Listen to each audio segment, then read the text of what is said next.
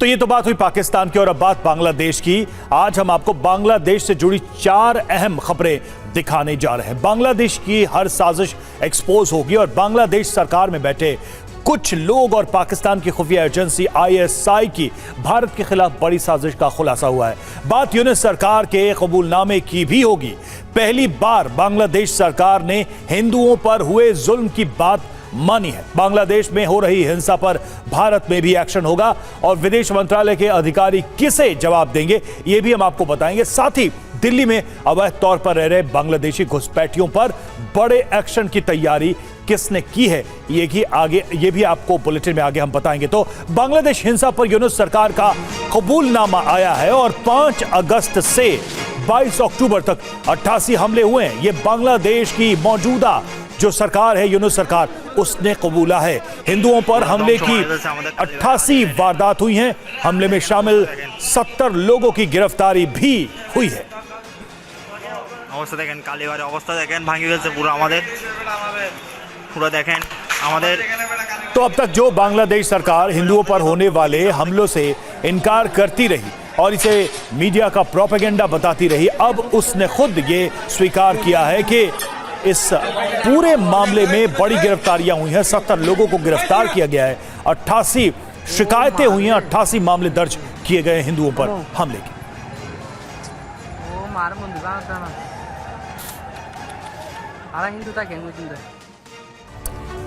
और आप देखिए, दुनिया भर में विरोध के बाद बांग्लादेश ने हिंदुओं पर अत्याचार की बात को आखिरकार कबूल कर लिया है।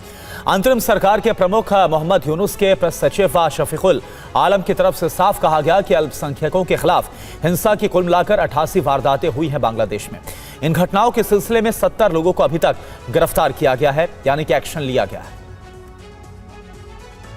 और बांग्लादेश ने तो माना है कि बांग्लादेश में अत्याचार हो रहा है। बांग्लादेश ने कुल 88 वारदातों का जिक्र भी किया, लेकिन हकीकत कुछ और ही बयां कर रही है। जी हां, बांग्लादेश में 8 डिवीजन है। इनमें खुलना में हिंदुओं पर हमले की सबसे ज्यादा घटनाएं हो चुकी हैं। यहां हिंदुओं के 295 घरों और कारोबारी ठिकानों को बर्बाद कर दिया गया। दूसरे नंबर पर रंगपुर डिवीजन है, जहां 219 अल्पसंख्यक ठिकानों को नष्ट किया गया, जबकि मेमन सिंह डिवीजन में 183 ठिकाने बर्बाद कर दिए गए। राजशाही में 155 धार्मिक इमारतों को नुकसान पहुंचाया गया। ढाका डिवीजन में हिंदुओं की 79 संपत्तियों को तहस नहस कर दिया गया और 12 साल में 68 ठिकाने तबाह कर दिए गए। चटगांव की बात करें तो 45 भवनों को जमींदोज कर दिया गया और सबसे कम सिलहट में 25 ठिकानों को नुकसान पहुंचाया गया है इन हिंसा की वारदात के दौरान। और खासकर मंदिरों पर हमले की बात करें तो देखिए उसमें क्या आंकड़े सामने आ रहे हैं। मेहरपुर में इस्कॉन मंदिर में तोड़फोड़ की गई, आग लगा दी गई। भगवान जगन्नाथ, बलदेव, सुभद्रा देवी की मूर्तियों को नुकसान पहुंचाया गया। वहीं सतखीरा जिले के जसोश्वरी काली मंदिर में तो हद ही कर दी गई। इस सिद्धपीठ में दिन दहाड़े मां काली का सोने का मुकुट चुरा लिया गया। वो मुकुट जिसे खुद प्रधानमंत्री नरेंद्र मोदी ने चढ़ावे के तौर पर मंदिर को दिया था। और चटगांव में तो अनेक हिंदू मंदिरों को निशाना बनाया गया, तोड़फोड़ की गई, आगजनी की गई। ढाका में भी ढाकेश्वरी मंदिर पर हमले की धमकी दी गई, लेकिन पुलिस और सेना ने बची खुची साख बचाने की खातिर इस मंदिर को बचा लिया। और पटुआखाली जिले की बात करें, वहां पर हमलावरों ने हिंदुओं के घरों और उनके मंदिरों में आग लगा दी। दिनाजपुर में भी एक नहीं बल्कि अनेक घरों और मंदिरों को जला दिया गया। सिलहट जिले में भी कई हिंदू मंदिरों को नुकसान पहुंचाया गया है। ये तो चंद मिसालें हैं, उदाहरण है। बांग्लादेश में हिंदुओं पर हमले की ऐसी हजारों तस्वीरें दुनिया देख चुकी है। अब पहली बार बांग्लादेश ने इसे स्वीकार भी किया है।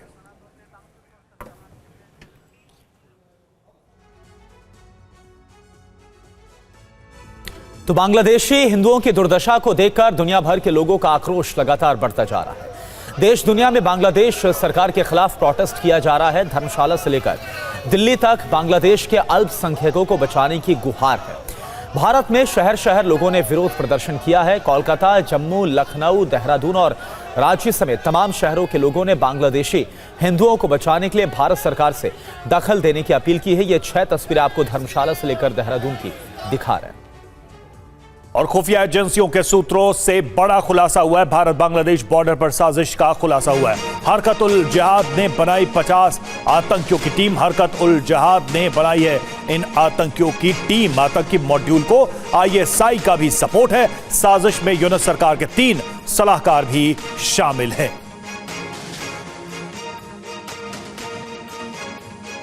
तो जिस पाकिस्तान ने बांग्लादेश में नरसंहार किया उससे मोहब्बत, और जिस भारत ने बांग्लादेश को आजाद करवाया उससे नफरत।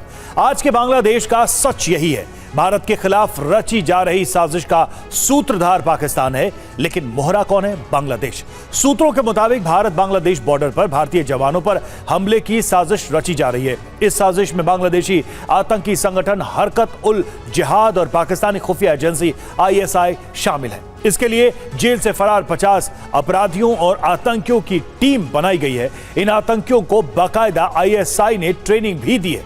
पाकिस्तान हथियार, पैसे और ट्रेनिंग से बांग्लादेशी आतंकियों की मदद कर रहा है। इस पूरी साजिश में पाकिस्तान समर्थक बांग्लादेशी कट्टरपंथी संगठन जमात इस्लामी भी शामिल है। जानकारी के मुताबिक इस आतंकी प्लान में अंतरिम सरकार के 3 सलाहकार भी शामिल हैं। अब ये आतंकी बॉर्डर पर भारतीय जवानों पर हमले या फिर उन्हें उकसाने की कोशिश कर सकते हैं, ताकि भारत और बांग्लादेश में तनाव बढ़े और आपसी रिश्ते स्थायी रूप से खराब हो जाए। फिलहाल जानकारी मिलते ही बॉर्डर पर भारतीय जवान अलर्ट हो गए ताकि वक्त रहते आतंकी मंसूबों को नाकाम किया जा सके।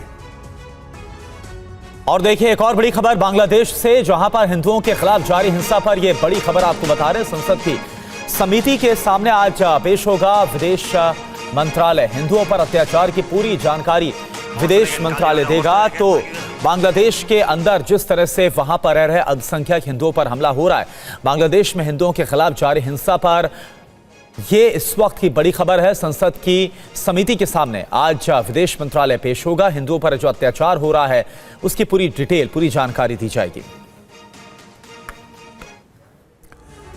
और दिल्ली में बांग्लादेशी घुसपैठियों पर एक्शन की तैयारी है। जी हां, दिल्ली के उपराज्यपाल सचिवालय ने चिट्ठी लिखी है और दिल्ली के मुख्य सचिव और पुलिस कमिश्नर को चिट्ठी लिखी है। बांग्लादेशी घुसपैठियों पर सख्त कार्रवाई के निर्देश दिए गए। तो ये पत्र LG की तरफ से लिखा गया है और बांग्लादेशी घुसपैठियों पर सख्त कार्रवाई के निर्देश दिए गए हैं।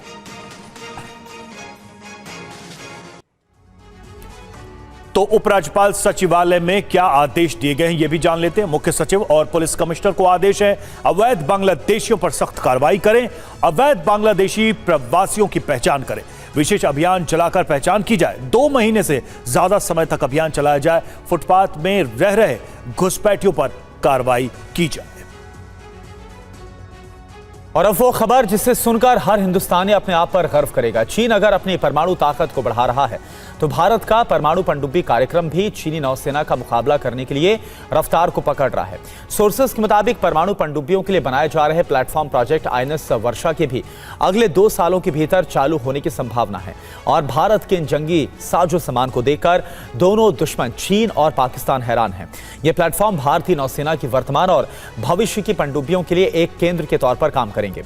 परमाणु हमलावर पनडुब्बियों और बेस के विकास से हिंद महासागर और दक्षिण चीन सागर में नौसेना की सामरिक क्षमताओं में जबरदस्त इजाफा देखने को मिलेगा। और ये तस्वीर इस वक्त हम आपको दिखा रहे हैं।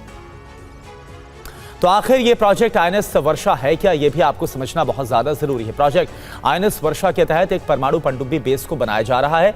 ये बेस आंध्र प्रदेश के तटीय इलाके के एक गांव रामबिली में बनाया जा रहा है। इस प्रोजेक्ट का उद्देश्य नौसेना की ताकत में इजाफा करना है, यानी कि इसको और बढ़ोतरी करना है। और साथ ही ये भी कहा जा रहा है कि ये बेस 2025-26 तक ऑपरेशनल हो जाएगा, यानी इसको कमीशन कर दिया जाएगा। प्रोजेक्ट INS वर्षा से भारत की ताकत में इजाफा होगा, इसे भी आपके लिए समझना जरूरी है। दरअसल ये बेस भारत के भविष्य की पनडुब्बियों के लिए काफी अहम केंद्र बनेगा। हिंद महासागर और दक्षिण चीन सागर में नौसेना की स्ट्रेटेजिक ताकत में इससे इजाफा होगा।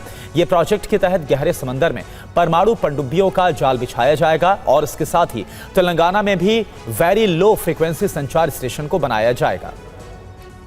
भारत 16 डीजल इलेक्ट्रिक संचालित पनडुब्बियां और 4 परमाणु ऊर्जा से चलने वाली पनडुब्बियों का संचालन इस वक्त करता है। समंदर में जो भारत की ताकत है ये इस वक्त हम आपको एक्सप्लेन कर रहे हैं। आईएनएस अरिहंत सबमरीन ये अगस्त 2016 में नौसेना में कमीशन किया गया था। आईएनएस अरिघात सबमरीन अगस्त 2024 में नौसेना में कमीशन किया गया। इसके अलावा आईएनएस अरिदमन सबमरीन की बात की जाए तो अगले साल तक चालू होने की पूरी उम्मीद है। इसके साथ ही S4 कोड नेम ये चौथा SSBN है जो कि अक्टूबर 2024 में लॉन्च किया गया था। आगे बढ़ते हैं और अब बात करते हैं एक्टर मोहन बाबू की और मीडिया पर उनके द्वारा किए गए हमले की। तो एक्टर मोहन बाबू के खिलाफ केस दर्ज हुआ है। TV9 रिपोर्टर पर हमला करने के मामले में FIR दर्ज की गई है। BNS की धारा 118 के तहत यह केस दर्ज किया गया है। गंभीर चोट पहुंचाने पर FIR दर्ज की गई।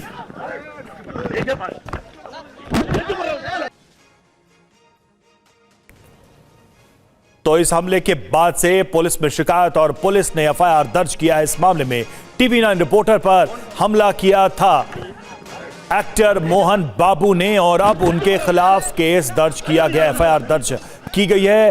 धारा 118 भारतीय न्याय संहिता की धारा 118 के तहत यह मामला दर्ज किया गया। गंभीर चोट पहुंचाने का मामला दर्ज किया गया है मोहन बाबू के खिलाफ।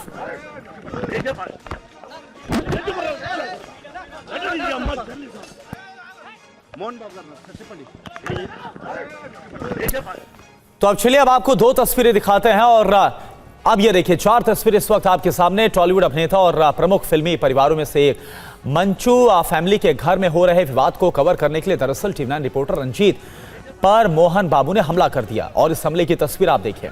इस हमले में रिपोर्टर रंजीत घायल हो गए, गंभीर चोटें उन्हें आई हैं। रंजीत को अस्पताल में एडमिट तक कराना पड़ गया है जिस तरह से उन पर हमला किया गया। और ये 4 तस्वीरें और मारपीट पर पुलिस ने जो एक्शन लिया है, जो FIR दर्ज की गई है वो भी आपके सामने। रिपोर्टर को अस्पताल में भर्ती किया गया है, उनकी हालत काफी गंभीर। और पूरा मामला क्या है ये भी समझ लीजिए। मोहन बाबू का अपने छोटे बेटे मंचू मनोज से विवाद चल रहा है। दोनों तरफ से पुलिस में शिकायत दर्ज कराई गई है। TV9 रिपोर्टर ने बेटे से विवाद पर सवाल किया तो मोहन बाबू भड़क गए, दौड़कर रिपोर्टर का माइक छीन लिया। माइक लेकर रिपोर्टर पर कई वार कर दिए। रिपोर्टर को सिर के साथ कई जगह चोटें भी लगी हैं। गंभीर रूप से घायल रिपोर्टर अस्पताल में भर्ती कराया गया है जहां पर उसका इलाज चल रहा है। और TV9 रिपोर्टर रंजीत गंभीर रूप से घायल हैं। इस हमले में TV9 रिपोर्टर रंजीत को कई जगह पर चोटें लगी हैं। TV9 रिपोर्टर रंजीत का अस्पताल में फिलहाल इलाज चल रहा है। पुलिस के सामने मोहन बाबू ने यह हमला किया था रिपोर्टर रंजीत के ऊपर। जब वो सवाल करने के लिए मोहन बाबू के पास गए तो उनके माइक को छीनकर एक्टर मोहन बाबू ने रिपोर्टर रंजीत पर ही हमला कर दिया। कई बार उन पर वार किया जिससे उनको गंभीर चोटें आई।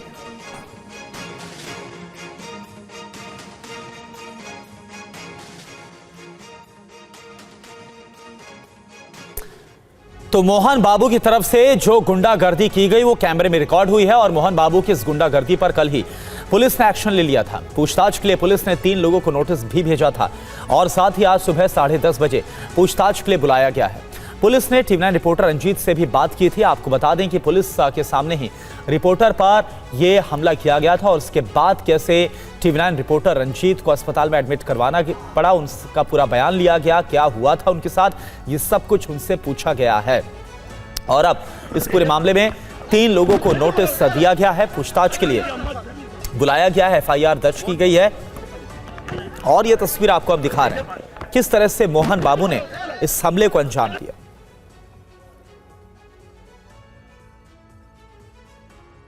मोहन बाबू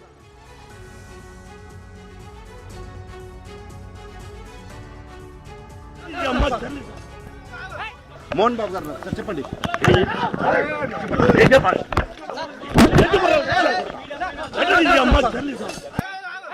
मोहन बाबू।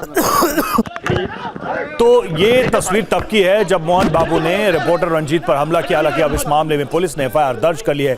आज भी 3 लोगों को बुलाया गया था, उनसे इस पूरे मामले में बयान लिया गया और उसके बाद भारतीय न्याय संहिता की धारा 118 के तहत मामला दर्ज किया गया और पुलिस इसकी जांच कर रही है। इस बीच रिपोर्टर रंजीत का इलाज अस्पताल में चल रहा है जिन्हें कई गंभीर चोटें आई हैं मोहन बाबू द्वारा किए गए इस हमले की वजह से। मोहन बाबू करना सच्चे पंडित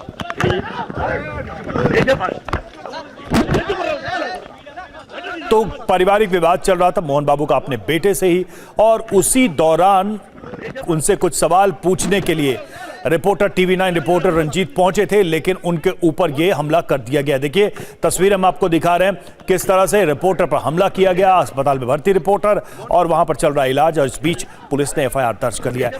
नूर मोहम्मद हमारे संवाददाता हैदराबाद से जुड़े हुए हैं। नूर, जो मामला दर्ज किया है BNS 118 के तहत, पुलिस ने क्या क्या शिकायतें हैं, उसमें क्या लिखा गया है FIR में मोहन बाबू के खिलाफ?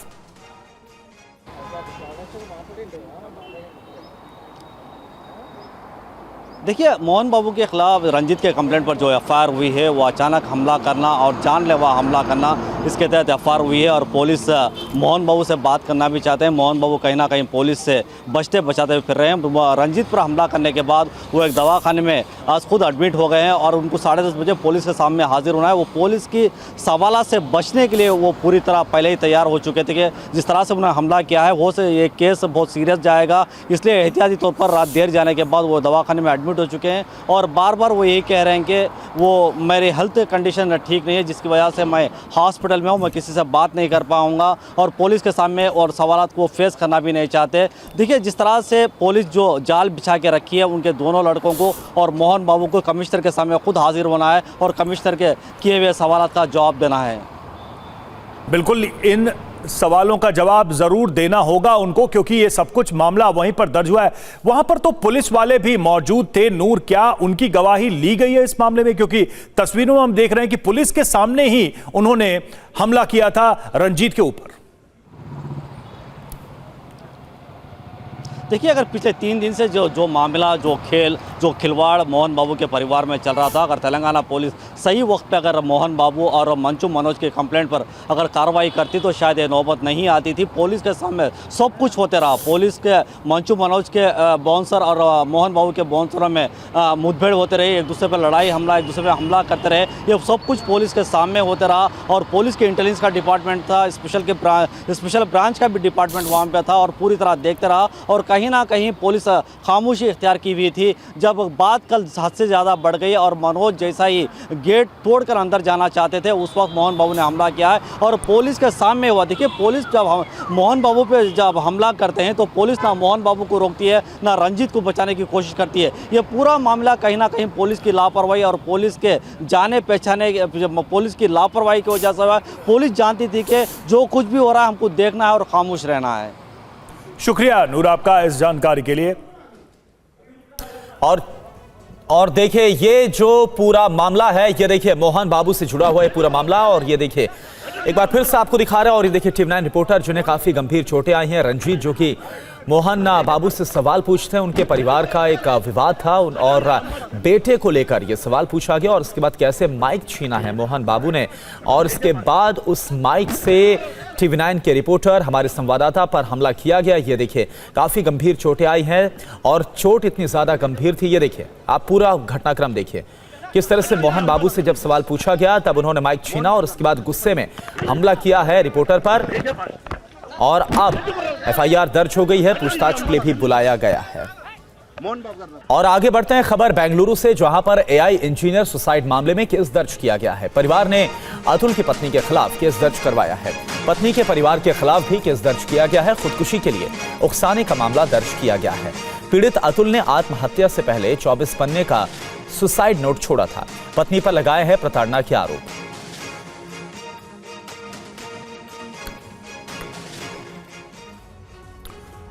तो बेंगलुरु के 34 साल के AI इंजीनियर अतुल सुभाष खुदकुशी के बाद से इंसाफ की मांग उठ रही है और अतुल सुभाष का शव बेंगलुरु के मंजूनाथ लेआउट स्थित उनके घर पर फंदे से लटका हुआ मिला। उनके कमरे में एक तख्ती भी लटकी मिली थी जिसमें लिखा था न्याय मिलना बाकी है। अतुल सुभाष ने सुसाइड से पहले पत्नी और उसके परिवार पर प्रताड़ना का आरोप लगाते हुए एक 24 पन्ने का सुसाइड नोट छोड़ा है। साथ ही उन्होंने मौत से पहले करीब 1.5 घंटे का एक वीडियो भी बनाया था जिसमें उन्होंने उन हालात का जिक्र किया जिसकी वजह से उन्हें सुसाइड करने के लिए मजबूर होना पड़ा। मृतक अतुल सुभाष ने सरकार से इंसाफ की मांग की है। क्या आरोप अतुल ने लगाए वो भी हम आपको दिखा रहे हैं। खुदकुशी से पहले अतुल सुभाष ने कई सारे आरोप लगाए, वो सुनिए। मेरा नाम अतुल सुभाष है। मैं तकरीबन 34 साल का हूं, बैंगलोर में रहता हूं। आज मैं सुसाइड कमिट करने जा रहा हूं। इसका कारण 5 लोग हैं। पहला, प्रिंसिपल फैमिली कोर्ट जज जौनपुर रीता कौशिक। दूसरा, मेरी पत्नी निकिता सिंघानिया जो कि एक्सेंचर कंपनी में काम करती है दिल्ली में। तीसरा, मेरी मदर इन लॉ निशा सिंघानिया जो कि जौनपुर में रहती हैं। चौथा, मेरा ब्रदर इन लॉ अनुराग सिंघानिया जो कि और उर्फ पीयूष सिंघानिया, अनुराग उर्फ पीयूष सिंघानिया जो कि जौनपुर में रहता है। पांचवा, मेरे पत्नी के अंकल सुशील सिंघानिया जो कि जौनपुर में रहते हैं। और अतुल सुभाष के सुसाइड के बाद अब अतुल सुभाष का परिवार इंसाफ की गुहार लगा रहा है। उनके छोटे भाई विकास मोदी का क्या कहना है, ये भी आपको सुना देते हैं।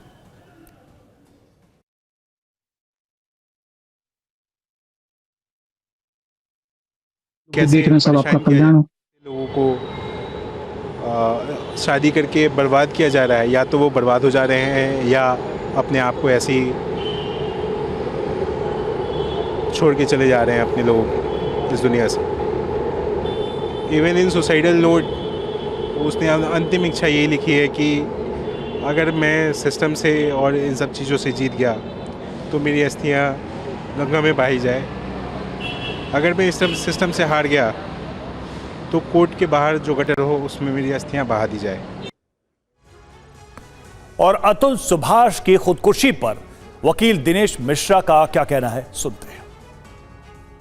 सास या ससुर या उसके जो साले लगते थे, उन लोगों ने कोई अगर प्रताड़ना उसको दिया होगा कि सुलह कर लो, इतना पैसा लगेगा, तो ये आउट ऑफ रिकॉर्ड चीज़ें हैं। अगर ऐसा भी है तो उसको इस बात को कहना चाहिए था, हम लोगों को बताना चाहिए था।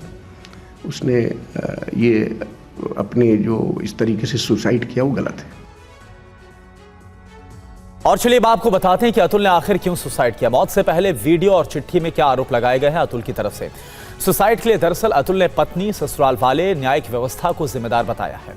अतुल की 2019 में निकिता सिंघानिया से शादी हुई थी और शादी के 2 साल के बाद पत्नी ने केस दर्ज करवा दिया अतुल के खिलाफ। दहेज उत्पीड़न, हत्या, अप्राकृतिक यौन शोषण का जो केस है वो दर्ज करवाया गया था। अतुल का दावा है कि ससुराल की आर्थिक मदद की गई। मदद के बावजूद पत्नी ने 3 करोड़ गुजारा भत्ता मांगा। फैमिली कोर्ट में निपटारे के लिए जज ने 5 लाख रुपए मांगे। बेटे का चेहरा तक पत्नी ने देखने नहीं दिया। ससुर की बीमारी से मौत हुई लेकिन गलत आरोप लगाकर फंसा दिया गया। पत्नी ने पिता की मर्डर का आरोप लगाकर एक और केस दर्ज करवा दिया। साल में 40 बार पेशी के लिए कोर्ट जाना पड़ रहा था अतुल को। जज के सामने पत्नी ने कहा, सुसाइड क्यों नहीं कर लेते हैं।